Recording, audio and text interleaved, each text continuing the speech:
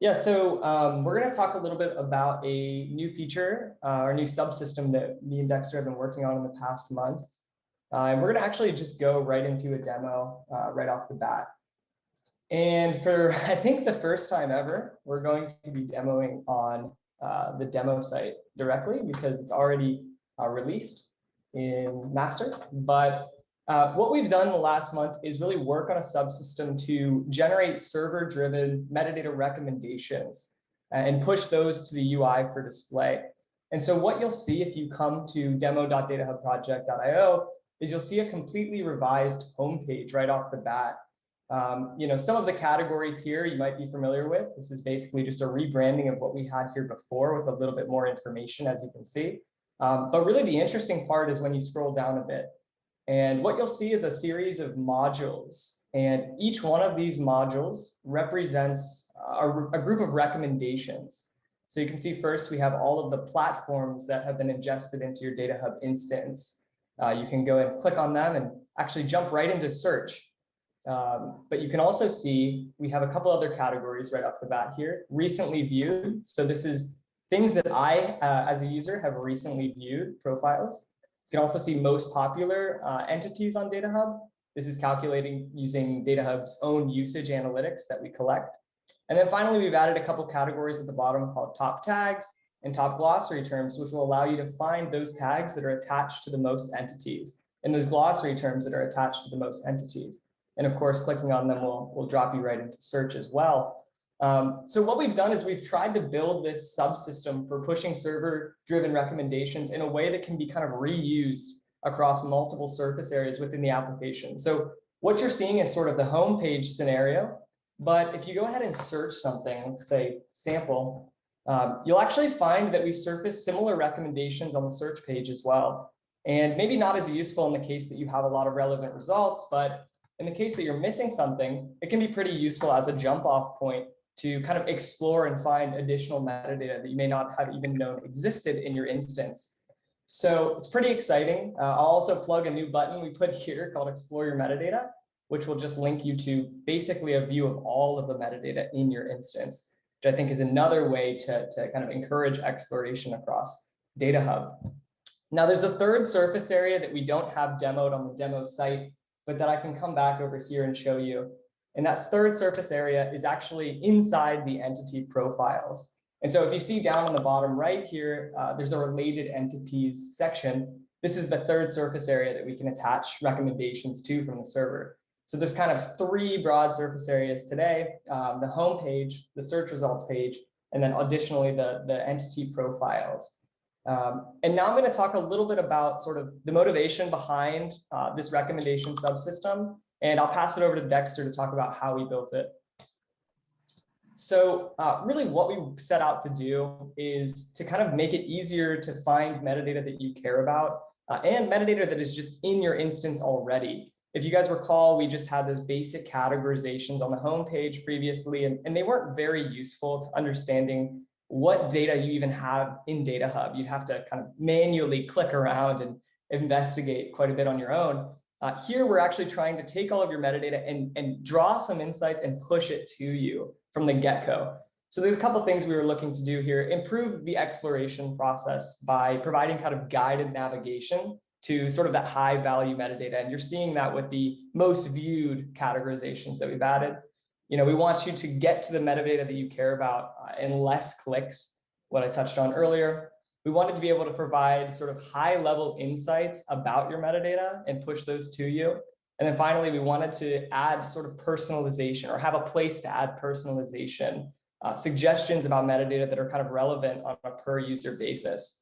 And so what we did is kind of try to take all of these requirements and build one subsystem that would help us to address all of these verticals with one go.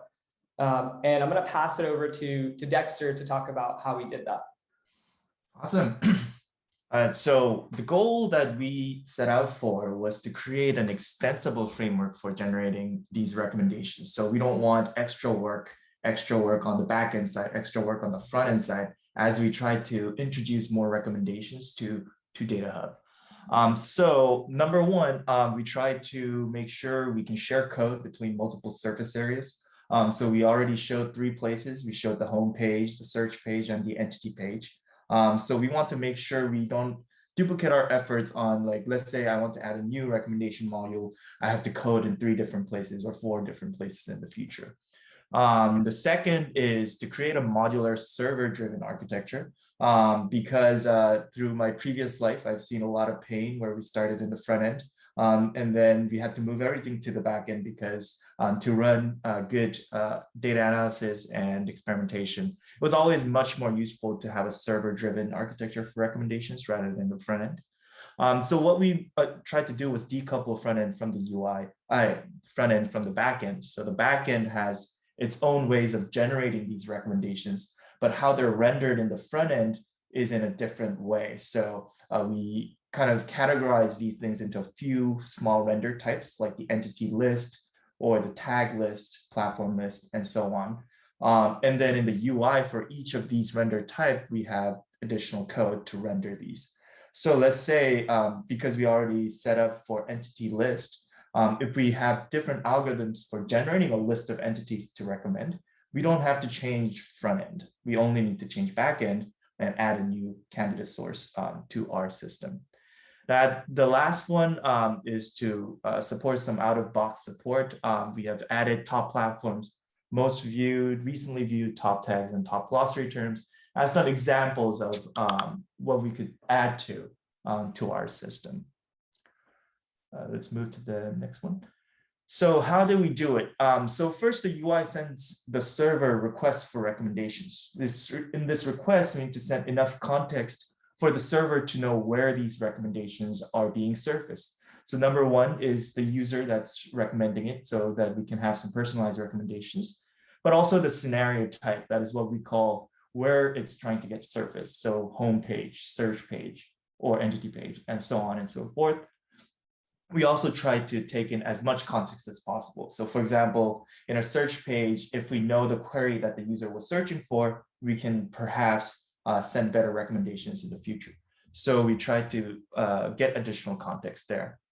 Now, once it comes to the server, it goes through multiple candidate sources that we have defined, which each of them have eligibility based on the input scenario type.